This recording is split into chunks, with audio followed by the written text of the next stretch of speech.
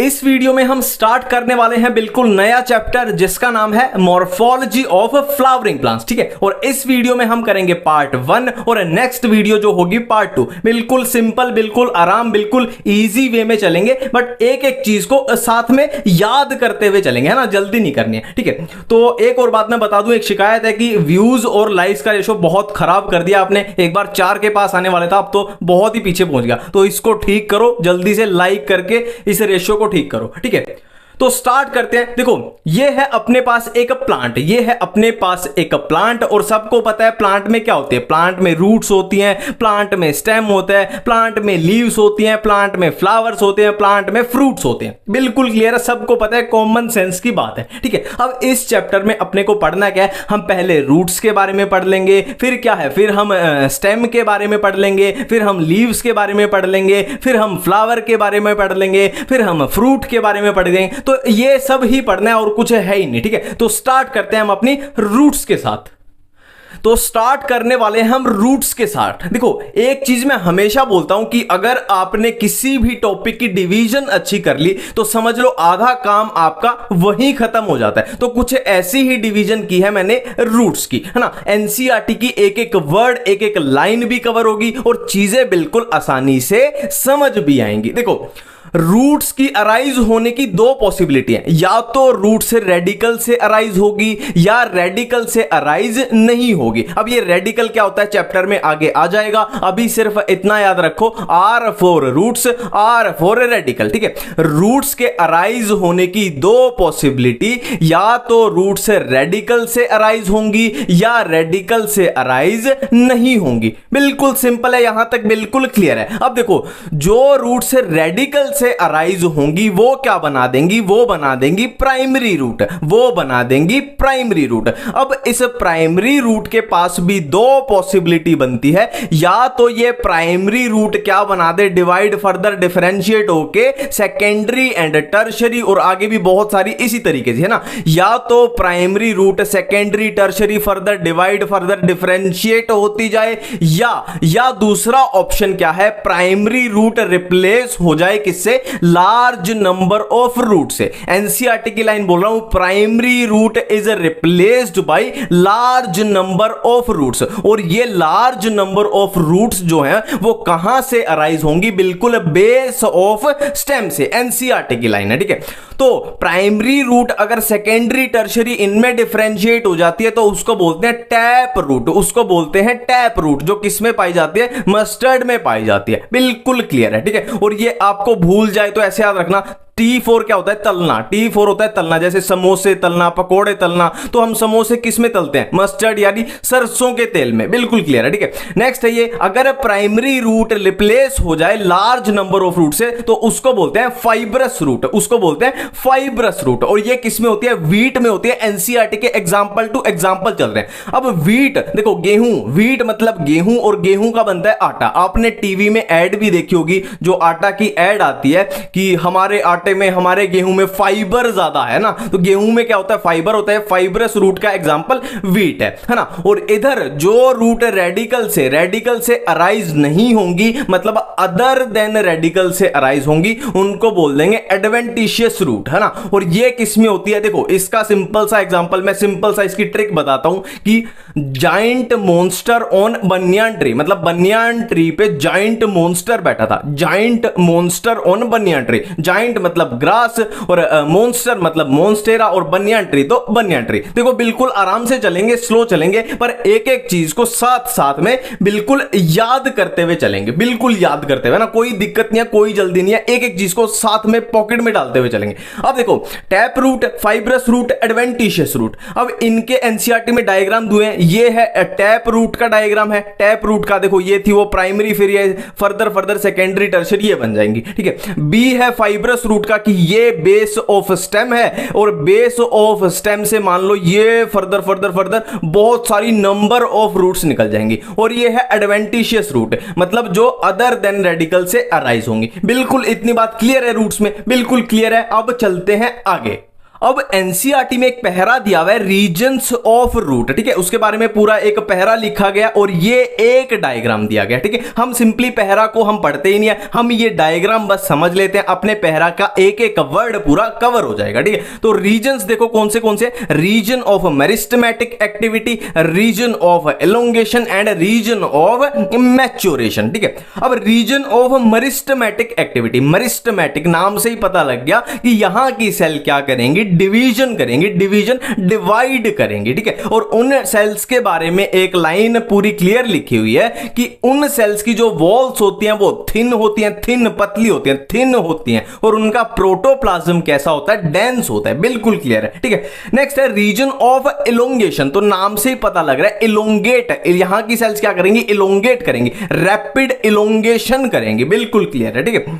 Next है reason of maturation, इसके बारे में लिखा हुआ है कि इस रीजन में जो एपिडर्मल सेल होती हैं वो क्या बना देती हैं, रूट हेयर्स बना देती हैं, ठीक है। जो एपिडर्मल सेल हैं वो रूट हेयर्स की फॉर्मेशन कर देती है, ठीक है। और रूट हेयर का काम क्या है, absorption of water and minerals, ये रूट हेयर करेंगे, ठीक है। अब यहां पे एक चीज आती है रूट कैप, रूट कैप इसको कैसे समझे, देखो मान लो ये मेरी फिंगर है और मैं ऐसे इसको मिट्टी में डाल रहा हूं, है ना, मैं इसको ऐसे मिट्टी में डाल रहा हूं, तो हो सकता है मेरी फिंगर की टिप जो है वो डैमेज हो जाए, तो मैं क्या करता हूं, प्रोटेक्शन के लिए यहां पे एक टेप लगा लेता हूं, है ना, और फिर उसको मिट्टी में डालूं तो डैमेज का खतरा कम है। तो ऐसी ही है रूट कैप, देखो रूट है, रूट क्या है, सॉयल के अंदर, मिट्टी के अंदर, जमीन के अंदर पेनिट्रेट करेगी, तो पेनिट्रेट करेगी तो हो सकता है वो डैमेज हो जाए, तो उस डैमेज से बचाने के लिए इसके ऊपर क्या होती है, रूट कैप, ये इसको प्रोटेक्शन प्रोवाइड करती है। बिल्कुल एक एक चीज ऐसे पहरा की आप पढ़ के देख लेना, एक एक वर्ड आपका क्लियर हो रहा है, ठीक है। अब नेक्स्ट देखो, कोई आपसे पूछ ले कि रूट का फंक्शन क्या होता है, रूट का फंक्शन, तो ये तो कॉमन सेंस की बात है कि रूट क्या करती है, रूट्स क्या करती हैं, जमीन से पानी को सोखती हैं प्लांट के लिए, है ना, absorption and conduction of water, ठीक है, एनसीईआरटी की लाइन है। और एक रूट्स का फंक्शन आपको याद रखना है, सिंथेसिस ऑफ पीजीआर यानी प्लांट ग्रोथ रेगुलेटर, ये आपको याद रखना है, ठीक है। तो ये तो है बेसिक नॉर्मल जो टिपिकल सिचुएशन है, बट कुछ जगह पे, कुछ केसेस में क्या होता है, रूट्स इन फंक्शन के अलावा और कोई एक्स्ट्रा फंक्शन भी परफॉर्म करने लग जाती है ना। मैं फिर से रिपीट कर रहा हूं कि रूट्स अपने बेसिक जो फंक्शन है उनके अलावा अगर कोई दूसरे फंक्शन परफॉर्म करने लग जाए, जैसे स्टोरेज ऑफ फूड, जैसे सपोर्ट, जैसे रेस्पिरेशन, तो उसको बोल देंगे क्या, मॉडिफिकेशन ऑफ रूट। अब देखो ये है मॉडिफिकेशन ऑफ रूट्स, ठीक है। तो एनसीईआरटी में साफ साफ लिखा हुआ है कि रूट्स की मॉडिफिकेशन 3 कामों के लिए हो सकती है, फूड स्टोरेज या सपोर्ट या रेस्पिरेशन, ठीक है। अब फूड स्टोरेज किसकी रूट्स में होती है, tap roots of carrot, turnip, adventitious roots of sweet potato. अब इसमें याद कुछ भी नहीं करना, आपने देखा होगा, आपने टर्निप देखी है, शलगम सबने देखी है, कैरेट गाजर सबने देखी है, स्वीट पोटैटो मतलब शकरकंदी सबने देखी है, ठीक है। तो ये क्या होती है, तीनों क्या होती हैं, रूट्स होती हैं, और हमको ये भी पता है कि तीनों को हम खाते हैं, मतलब इनमें फूड स्टोरेज होती है ना। तो सिंपल सी बात है, याद ही नहीं किया है ना, इनमें फूड स्टोरेज है और इनको हम खाते हैं, तो उससे पता लग जाएगा। और ये तीनों क्या होती हैं, रूट्स होती है, को तो कुछ भी याद नहीं किया, ठीक है। अब नेक्स्ट है सपोर्ट। सपोर्ट के एग्जांपल क्या दिए हैं, prop root of banyan tree, stilt root of maize या शुगर केन। अब इसमें भी कुछ याद नहीं करना, आपने बनियान ट्री देखा है, आपने बनियान ट्री देखा होगा, इसमें कैसे कैसे रूट्स होती हैं, तो वो क्या होती है, प्रॉप रूट्स होती हैं। और आपने शुगर केन या मेज को भी देखा होगा, शुगर केन या मेज के आप बेस में देखना कुछ इस तरीके से रूट्स निकली होती है, वो कौन सी होती है, स्टिल्ट रूट होती है। तो अलग से देखने से ही पता लग रहा है, ये भी देखने से ही पता लग रहा है कि प्लांट को सपोर्ट प्रोवाइड कर रही है, ठीक है। नेक्स्ट है रेस्पिरेशन, इसमें क्या है, कौन सी रूट्स है, न्यूमेटोफोर, और कहां प्रेजेंट होती है, राइजोपोरा में प्रेजेंट होती है। अब यहां पे एक पॉइंट ध्यान पे रखना है आपको कि ये कौन से एरिया में होते हैं, स्वैम्पी एरिया में होता है, मतलब एक दलदल वाले एरिया में, ठीक है, दलदल वाले एरिया में। और ये एक एग्जांपल दिया हुआ है, ये एक डायग्राम दिया हुआ है किसका, न्यूमेटोफोर का रेस्पिरेशन के लिए, ऐसे जमीन से दलदल से ऐसे बाहर आ रखी है रेस्पिरेशन के लिए, ऑक्सीजन के लिए, ठीक है। और एक ये एस्पेरेगस का भी इसमें स्टोरेज ऑफ फूड में याद रखना, एस्पेरेगस में भी स्टोरेज ऑफ फूड का डायग्राम जो है वो दिया गया है। अब हम रूट्स के बाद बात करने वाले हैं स्टेम के बारे में। तो स्टेम का पहला पॉइंट तो यही है कि stem arise from plumule of embryo. ठीक है, हमने रूट्स में बात की थी कि नॉर्मली रूट्स क्या होती हैं, रेडिकल से अराइज करती हैं, और स्टेम कहां से, प्लूम्यूल से अराइज करता है। और प्लूम्यूल एंड रेडिकल ये सब क्या होते हैं, ये आगे जाके हम करेंगे, टेंशन मतलब। ठीक है, और स्टेम का फंक्शन क्या होता है ये तो सबको पता है ना, बिल्कुल कॉमन सेंस है। स्टेम का फंक्शन क्या है, conduction of water and minerals. ठीक है, अब देखो स्टेम के बारे में जो भी एनसीईआरटी में दिया हुआ है उसको कवर करने के लिए मैंने एक रफ डायग्राम बनाया एक प्लांट का, है ना। इससे अपना एक एक वर्ड एनसीईआरटी का क्लियर हो जाएगा, है ना। और जो बेसिक कंफ्यूजन है, मेरे को पता है कहां पे कंफ्यूजन होती है कि नोड क्या होता है, बड क्या होता है, ये वो सारा बिल्कुल क्लियर कर देंगे। ठीक है, देखो ये है एक प्लांट। अब प्लांट में क्या होते हैं, प्लांट में रूट्स होती हैं, प्लांट में ये बीच में मैंने बनाई है ये स्टेम होती है, और क्या होता है प्लांट में लीव्स होती हैं, ये लीव्स बना दे, बिल्कुल सिंपल सी बात है। ठीक है,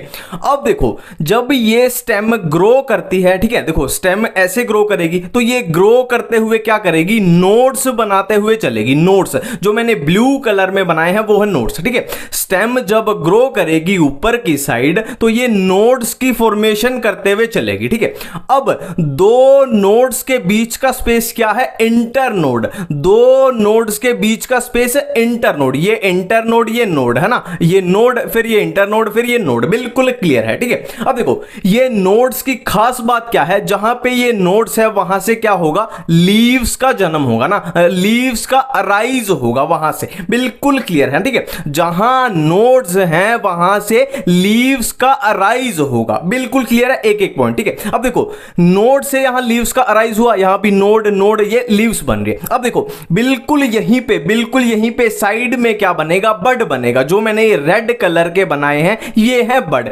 जहां से नोड से लीव्स का अराइज हुआ वहीं से लीव के यहां पे बिल्कुल साइड में क्या बनेगा, बड बनेगा। अब बड आगे जाके क्या बनाएगा, ब्रांचेस की फॉर्मेशन करता है। ठीक है, बिल्कुल क्लियर है। ठीक है, अब यहां पे भी तो देखो, यहां पे भी तो नई लीव्स बनेगी, तो यहां पे भी मैंने बड ड्रॉ कर दिया है। ठीक है, अब देखो बड जो है वो दो टाइप के होते हैं, पोजीशन के बेस पे, बिल्कुल देखने से ही पता लग रहा है। एक तो ये वाले बड हैं, एक तो ये वाले बड हैं जो बिल्कुल क्या है, एपिकल पोजीशन पे हैं, बिल्कुल एपिकल बोलो या टर्मिनल पोजीशन पे, ये एनसीईआरटी में दिया हुआ है। ठीक है, इसको ध्यान से करना। ठीक है, एक तो हो गए एपिकल या टर्मिनल बड, और दूसरे कौन से हो गए, ये जो साइड में लगे हुए हैं ये कैसे हो गए, लेटरल या एक्सिलरी बड है। मैं फिर से रिपीट कर रहा हूं, एपिकल या टर्मिनल बड, और ये वाले कौन से हैं, लेटरल या एक्सिलरी बड। बिल्कुल एक एक चीज एनसीईआरटी की अपनी क्लियर है। ठीक है, अब देखो हमने स्टेम के बारे में बात की थी कि स्टेम का फंक्शन क्या होता है, नॉर्मल फंक्शन है ना, conduction of water and minerals. ठीक है, बट अगर स्टेम इस फंक्शन के अलावा भी कोई काम करने लग जाए, मतलब इसके अलावा कोई काम करने लग जाए, तो उसको क्या बोलते हैं, उसको बोलते हैं मॉडिफिकेशन ऑफ स्टेम। ठीक है, मॉडिफिकेशन ऑफ स्टेम। अब देखो स्टेम की मॉडिफिकेशन तीन तरीके से हो सकती है, underground modification, sub aerial modification and aerial modification. नाम से ही पता लग रहा है अंडरग्राउंड मतलब जमीन के नीचे, सब एरियल मतलब थोड़ा थोड़ा वो जमीन से बाहर आ रहे हैं, जमीन के अंदर भी है और थोड़ा वह हवा में भी है। ठीक है, और एरियल मतलब पूरे एयर में है, पूरे जमीन से बाहर हवा में है। ठीक है, तो इनको वन बाय वन अब कवर करते हैं। सबसे पहले अंडरग्राउंड स्टेम मॉडिफिकेशन, इसको कैसे याद करें, देखो इसमें ये चार अपने दिए हैं। देखो बहुत सिंपल सी ट्रिक बताऊंगा। देखो सबसे पहले टी पोट है ना, चाय का जो पोट होता है T pot, T for tuber, pot मतलब पोटैटो, मतलब ट्यूबर में आएगा पोटैटो। ठीक है, नेक्स्ट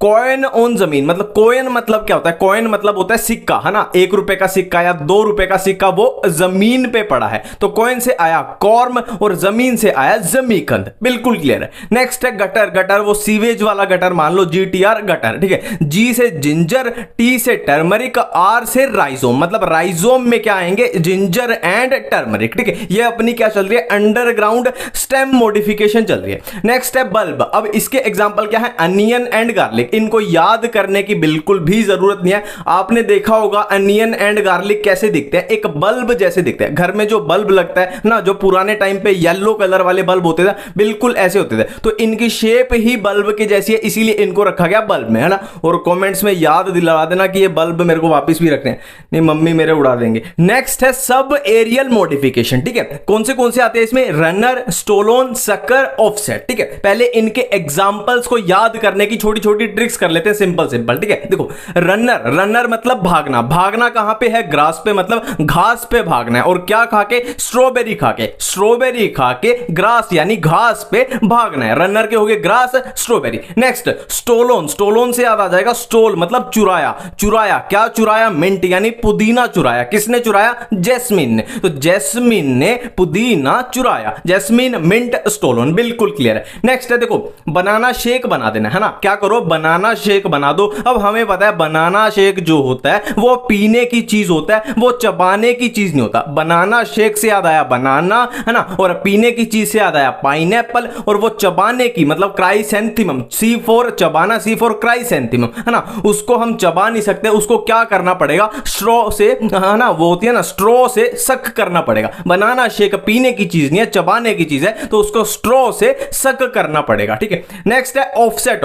ऑफसेट तो आप सिंपली आइशोर्निया तो सबने देखा ही होता है, और पिस्टिया भी आप एक बार गूगल पे भर के देखना। देखो ऑफसेट में क्या होती है? रोजेट हैबिट होती है, rosette habit. Rosette habit simply क्या होता है? आपने रोज देखा है, रोज का फ्लावर, तो उसमें पेटल्स देखे अपने झुंड में, गुच्छे में होती है, कुछ इस तरीके से होता है ऑफसेट में। ठीक है, चीजें क्या होंगी? झुंड में या गुच्छे में प्रेजेंट होगी। आप गूगल पे इनकी इमेज भर के देखना, आपको खुद ही ये याद हो जाएगा। ठीक है, अब देखो ऑफसेट बिल्कुल क्लियर है, डेफिनेशन में कोई कंफ्यूजन नहीं है, और रनर भी आप देखोगे इसकी भी डेफिनेशन में कोई भी कंफ्यूजन नहीं है। बट एनसीईआरटी में हम जब देखते हैं तो स्टोलोन और शक्कर की डेफिनेशन थोड़ी सी कंफ्यूजन है, हाँ, थोड़ी सी कंफ्यूजन है। तो इनकी डेफिनेशन को अच्छे तरीके से समझ लेते हैं, स्टोलोन और शक्कर को। देखो स्टोलोन में क्या होता है? ये है अपनी मेन एक्सिस, रेड कलर वाली है अपनी मेन एक्सिस। ये क्या है? देखो हवा में है, हवा से ऐसे ऐसे ऐसे जमीन पे आई, तो जमीन पे आते ही क्या किया इसने? ब्रांच को यहां पे राइज, है ना, ब्रांच का जन्म दे दिया। ठीक है, अब फिर से ये ब्रांच को यहां पे जन्म देके फिर से हवा में चली गई,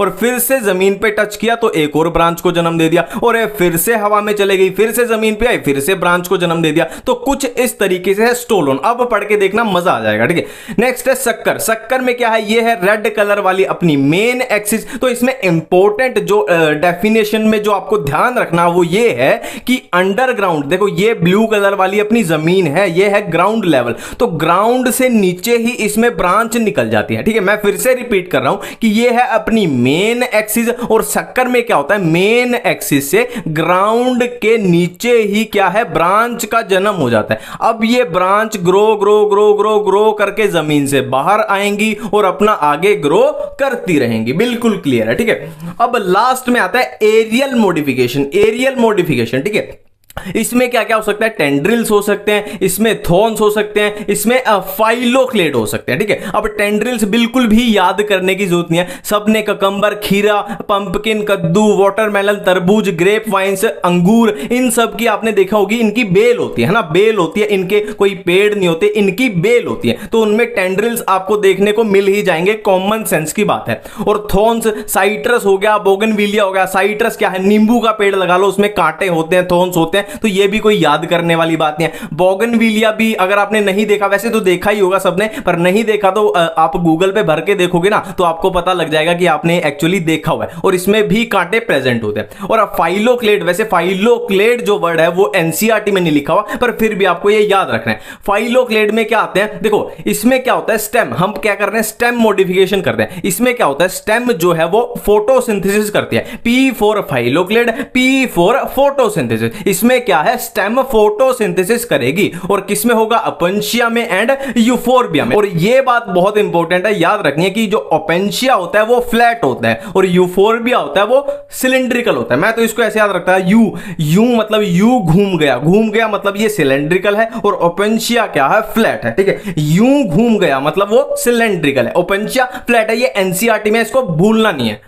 स्टेम के बाद हमारा टॉपिक है लीव्स। ठीक है, और मैं गारंटी दे रहा हूं आपको ये टॉपिक पहले से ऑलरेडी आता है, कुछ भी नहीं पढ़ेंगे, सिंपली ये डायग्राम देखना है और हमारी एनसीईआरटी की एक एक लाइन खुद ब खुद अपने आप बनती चली जाएंगी। ठीक है, देखो बहुत सिंपल है, ये रेड कलर में है हमारे पास, क्या है? स्टेम है, और स्टेम से निकली ये क्या निकली? एक लीफ निकली। अब लीफ के तीन पार्ट होते हैं, leaf, base, petiole and lamina. हाँ, अब नाम से ही क्लियर हो रहा है कि लीफ बेस क्या होगा, है ना। देखो जहां पे स्टेम और लीफ का ये कनेक्शन है ना, कनेक्शन, वहां पे होगा लीफ बेस, मतलब जहां से ये लीफ निकल रही है वो होगा लीफ बेस। और अब हमने ये प्रैक्टिकली आपने देखा भी होगा ना, ये पतली सी डंडी होती है, ये क्या है, पेटियोल, और ये ब्लेड जैसी स्ट्रक्चर क्या होती है, लेमिना होती है, ठीक है। अब एनसीईआरटी में लिखा हुआ है कि जहां पे ये लीफ बेस है वहां से कुछ स्ट्रक्चर, उनका नाम होता है क्या, स्टाइप्यूल। स्टाइप्यूल ये अराइज हो सकते हैं, है ना, सब में प्रेजेंट नहीं होते,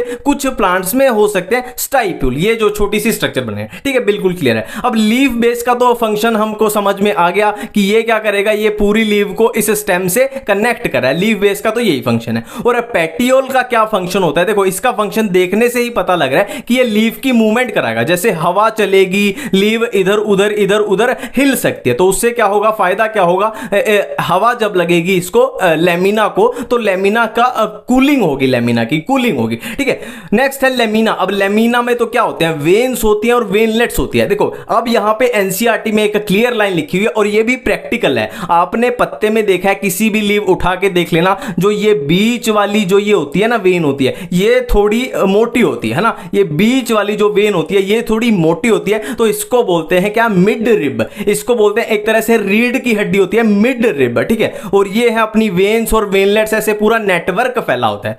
और ये वेन्स और वेनलेट्स जो पूरे इसमें लेमिना में फैली हुई है, इनका फंक्शन क्या है, एक तरह से ये पाइपलाइन सिस्टम है ना, पाइपलाइन सिस्टम कि वाटर और फूड पूरे पत्ते में जगह जगह पे ये प्रोवाइड करा के आएंगे ना, एक तरह से पाइपलाइन सिस्टम है, ठीक है, बिल्कुल क्लियर है, ठीक है। अब यहां पे दो चीजें बहुत इंपॉर्टेंट आती है, एनसीईआरटी में दी हुई है, ठीक है, वो क्या दी हुई है, देखो मोनोकोट्स में क्या होता है, ये लीफ बेस जो है ना, ये लीफ बेस ये क्या होता है, ये एक्सपेंड कर जाता है, मोनोकोट्स में लीफ बेस जो होता है वो एक्सपेंड कर जाता है, और वो इतना एक्सपेंड कर जाता है कि वो स्टेम को कवर कर लेता है, या तो पार्शियली कवर कर लेगा या पूरा ही कवर कर लेगा, ये एनसीईआरटी में दिया हुआ बहुत इंपॉर्टेंट है। एक और लीफ बेस के बारे में चीज दी हुई है, पुलवाइनस बेस होता है, एक पुलवाइनस, ये क्या होता है, देखो ये जो लीफ बेस है ना, अगर ये स्वेल कर जाए, अगर ये स्वेल कर जाए तो क्या बोलते हैं, पुलवाइनस बेस, ठीक है, स्वोलन लीफ बेस। और ये किस में होता है, लेग्यूमिनस प्लांट्स में होता है। अब देखो नेक्स्ट टॉपिक है विनेशन। अब नाम से ही पता लग रहा है विनेशन की डेफिनेशन क्या हो जाएगी कि arrangement of veins and veinlets in lamina of leaf, है ना, मतलब जो लीफ का लेमिना है उसमें वेन्स और वेनलेट्स की अरेंजमेंट किस तरीके की होगी, ठीक है। तो ये दो टाइप की होती है, एक है रेटिकुलेट विनेशन, एक है पैरेलल विनेशन। रेटिकुलेट तो सिंपल है कि वेन्स और वेनलेट्स जब एक नेटवर्क बना दें, लीफ के अंदर एक नेटवर्क सा बना दे तो उसको बोलते हैं रेटिकुलेट। और पैरेलल किसको बोलते हैं कि वेन्स जो हैं वो एक दूसरे के पैरेलल भाग रही हैं, एक दूसरे के पैरेलल भाग रही हैं, तो ये पैरेलल, ठीक है। रेटिकुलेट विनेशन नॉर्मली जनरली डाइकोट्स में प्रेजेंट होती है और पैरेलल मोनोकोट्स में प्रेजेंट होती है, ठीक है। अब विनेशन के बाद हम करते हैं types of leaf, types of leaf, ठीक है। कौन से दो टाइप की होती है, simple leaves and compound leave, ठीक है। सिंपल लीव तो बिल्कुल सिंपल ऐसे जो हमने रेटिकुलेट में ही ड्रॉ की थी, बिल्कुल सिंपल ऐसे। और कंपाउंड अब दो टाइप की हो सकती है, पिन्नेट कंपाउंड या पामेट कंपाउंड, ठीक है। पिन्नेट कंपाउंड का एग्जांपल एनसीईआरटी में दिया हुआ है नीम, और पामेट का एग्जांपल दिया हुआ है सिल्क कॉटन। अब पिन्नेट कैसी होती है, पामेट कैसी होती है, मेरे ख्याल से आप देख के ही इसको डायग्राम देख के आप समझ जाओगे, सिंपल, बिल्कुल सिंपल है। पिन्नेट में छोटी छोटी छोटी लीफलेट्स निकली हुई हैं और पामेट तो जैसे एक पॉइंट से बहुत सारी लीव्स निकल गई, ठीक है। नेक्स्ट है फाइलोटैक्सी। देखो फाइलोटैक्सी का मतलब क्या होता है, फाइलो का मतलब लीव्स और टैक्सी टैक्सोनॉमी में करते हैं ना अरेंजमेंट। फाइलो का मतलब लीव्स और टैक्सी का मतलब अरेंजमेंट, मतलब अरेंजमेंट ऑफ लीव्स। कहां पे, स्टेम के ऊपर। स्टेम के ऊपर लीव्स की अरेंजमेंट को क्या बोलते हैं, फाइलोटैक्सी बोलते हैं। अब ये तीन टाइप की हो सकती है, ऑपोजिट, ऑल्टरनेट, वर्ल्ड, ठीक है। अब इनके नाम से ही हो जाएगा। ऑपोजिट देखो ये लीव है, इसके ठीक ऑपोजिट दूसरी है, इसके ठीक ऑपोजिट दूसरी है, इसके ठीक ऑपोजिट दूसरी है। और ऑल्टरनेट ऑल्टरनेट में क्या आएगा, ऑल्टरनेट पोजीशन पे आएगी, यहां पे ए आई, यहां पे फिर ऑल्टरनेट, फिर ऑल्टरनेट, फिर ऑल्टरनेट, फिर ऑल्टरनेट, ठीक है। और वर्ल्ड तो नाम से ही पता लग रहा है, एक जगह पे ऐसे वर्ल सा बन जाएगा, एक पॉइंट पे ऐसे वर्ल सा बन जाएगा, ठीक है। अब इनके जो एग्जांपल दिए हुए उनको कैसे याद करें, बहुत सिंपल सी ट्रिक है, बहुत सिंपल सी ट्रिक है ना। देखो हमारे पास तीन टाइप की फाइलोटैक्सी थी, एक ऑल्टरनेट, एक ऑपोजिट और एक वर्ल्ड, ठीक है। तो सबसे पहली ट्रिक है, देखो हमें पता है चाइना जो है वो डुप्लीकेट प्रोडक्ट बनाता है, मतलब जो भी ओरिजिनल प्रोडक्ट है उसका एक सस्ता ऑल्टरनेट बना देता है, एक डुप्लीकेट, ठीक है। तो चाइना मेड सस्ते ऑल्टरनेट्स, ठीक है। चाइना से चाइना रोज, मेड से मस्टर्ड, सस्ते से सनफ्लावर और ऑल्टरनेट से ऑल्टरनेट फाइलोटैक्सी। नेक्स्ट है, देखो आप जब डीएनए पढ़ते हो ए टी जी सी, तो जी के ऑपोजिट क्या होता है, सी होता है, जी के ऑपोजिट सी, है ना। ऑपोजिट मतलब ऑपोजिट फाइलोटैक्सी, और जी से गवावा और सी से कैलोट्रोपिस। नेक्स्ट है व्हील ऑफ एल्यूमिनियम, एल्यूमिनियम का व्हील, है ना। आपने देखा एरोप्लेन्स में क्या होता है, जो व्हील होते हैं वो एल्यूमिनियम के होते हैं, ठीक है। व्हील से वर्ल्ड मतलब वर्ल्ड फाइलोटैक्सी किस में होते हैं, एल्यूमिनियम से याद आ जाएगा, एल्स्टोनिया में होती है, ठीक है। अब लीव्स में लास्ट टॉपिक है मॉडिफिकेशन ऑफ लीव्स, ठीक है। अब देखो लीव्स चार काम करने के लिए मॉडिफाई हो सकती है। पहला क्लाइंबिंग करने के लिए, दूसरा डिफेंस के लिए, तीसरा फूड स्टोरेज के लिए, और चौथा इंसेक्टिवोरस यानी इंसेक्ट्स को खाने के लिए। तो पहला है क्लाइंबिंग, क्लाइंबिंग में क्या आएंगे, टेंड्रिल्स आएंगे, और टेंड्रिल्स का एग्जांपल है पीज, है मटर, ठीक है। देखो फॉर एग्जांपल हमने प्रैक्टिकली भी देखा है, चलो मटर है, ये मटर का पौधा है और उसको इस स्केच के ऊपर क्लाइंब करना है, तो वो क्या करेगा, टेंड्रिल्स बना लेगा, इसके अराउंड घूमता जाएगा ना, और ऐसे ग्रो करता जाएगा, है ना। ये हमने प्रैक्टिकली देखा भी है एग्जांपल। अब यहां पे एक बात ध्यान रखना, हमने टेंड्रिल्स स्टेम में भी किए थे, स्टेम टेंड्रिल्स अलग बात होती है और लीव के टेंड्रिल अलग बात होती है। यहां पे याद रखना है कि टेंड्रिल्स जो लीव्स वाला है उसका एग्जांपल है पीज, मटर, बिल्कुल क्लियर रखना है इसको, ठीक है। नेक्स्ट है डिफेंस, डिफेंस के लिए क्या आ जाएंगे, स्पाइंस आ जाएंगे, नाम से ही पता लग रहा है डिफेंस मतलब वो छोटे छोटे कांटे से बना लेगा, जैसे कैक्टस में होता है। अब फिर से एक कंफ्यूजन हो सकती है, देखो हमने थॉर्न्स किए थे, थॉर्न्स, है ना, वो कहां पे थे, स्टेम में थे, और स्पाइंस कहां पे हैं, लीव्स में है, लीव्स की जो मॉडिफिकेशन है, ठीक है। ये किस में होते हैं, कैक्टस, ये भी याद नहीं करना, कैक्टस सबको पता ही है, उस पे कांटे से होते हैं, ठीक है। नेक्स्ट है फूड स्टोरेज, फूड स्टोरेज में क्या है, फ्लैशी लीव्स होती है, फ्लैशी लीव्स, है ना। आपने प्याज देखा होगा, प्याज देखा है, उसमें क्या होती है, आप प्याज जब छीलते हो तो वो लीव्स ही उतरती है ना, पत्तियां सी उसकी उतरती जाती है, तो वो लीव्स ही होती है, फ्लैशी लीव, जो फूड स्टोरेज का काम करती है। और इसका एग्जांपल है गार्लिक, अनियन जनरली क्या है, गार्लिक के साथ ही रहता है, ठीक है। नेक्स्ट है इंसेक्टिवोरस की, इंसेक्ट्स को खाने के लिए, इंसेक्ट्स को कैप्चर करने के लिए लीव्स मॉडिफाई हो जाती है। और ये इसमें क्या लिखा हुआ है, एनसीईआरटी में एग्जांपल लिखे हैं, pitcher plant and Venus fly trap, Venus fly trap and pitcher plant,